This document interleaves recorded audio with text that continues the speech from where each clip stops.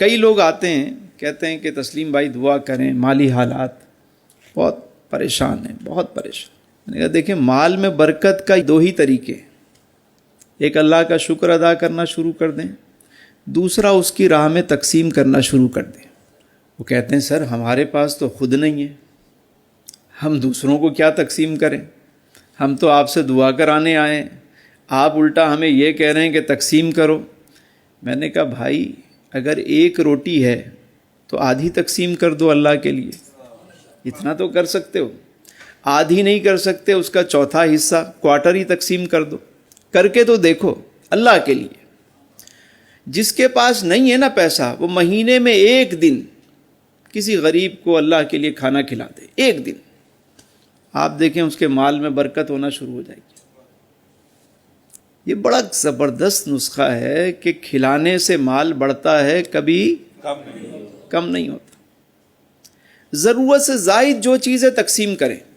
آپ اپنے گھر میں دیکھیں، ہماری وارڈروب جو ہوتی ہے کپڑوں سے بھری ہوئی ہوتی ہے، اور بیشتر چیزیں ایسی ہیں کہ جو 80% وہ چیزیں ہوتی ہیں جو ہم استعمال نہیں کرتے۔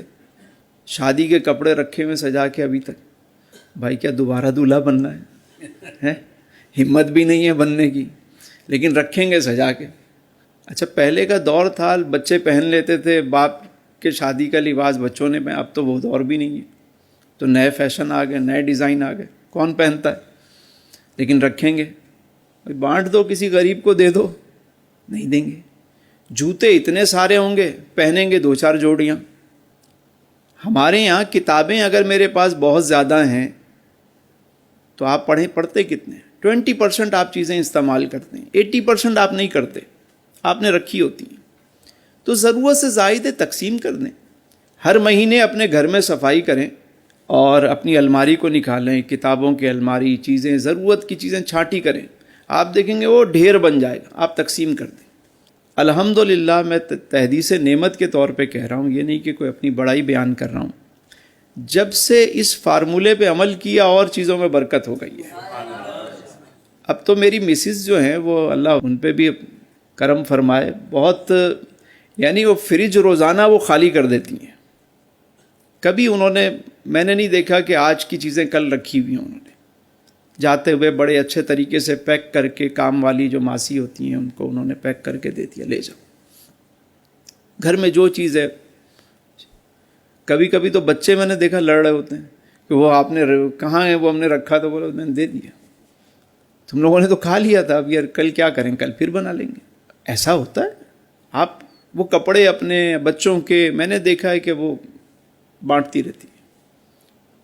میری بھی یہی عادت ہے کہ ضرورت سے چھانٹی مارتا ہوں، اگر 8-10 سوٹ ہوتے ہیں ایکسٹرا ہو گئے، نکال لیے، دے دیے۔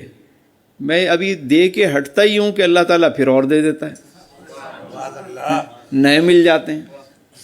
میرے غوث پاک حضرت شیخ عبد القادر جیلانی رحمۃ اللہ تعالیٰ علیہ روزانہ نیا سوٹ پہنتے تھے، روز نیا جبہ پہنتے تھے، قیمتی جبہ، لیکن جو صبح پہنتے شام کو صدقہ کر دیتے تھے۔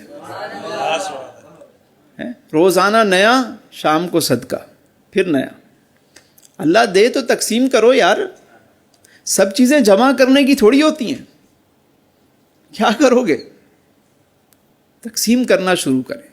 یہ مت سوچیں کہ میرے پاس بہت زیادہ ہوگا تو ہی تقسیم کروں گا، نہ، 1 روپیہ ہے اس میں سے 4 آنے دے سکتے ہیں، دے دیں، برکت ہو جانا شروع ہو جائے گی۔